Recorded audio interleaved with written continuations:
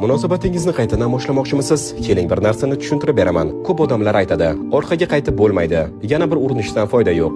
Bo'ldi, bu gapni unuting. Albatta qayta urinib ko'rish mumkin. Agar ikkalangiz ham ulg'aygan, saboq olgan bo'lsangiz, nega yana bir marta urinmaysiz? Gap shundaki, qayta boshlash avvalgi xatolarni takrorlash degani emas. Bu safar to'g'ri qilish degani. Kimnidir shunchaki sevish bilan ish bitmaydi. Ularni to'g'ri yo'l bilan sevish kerak.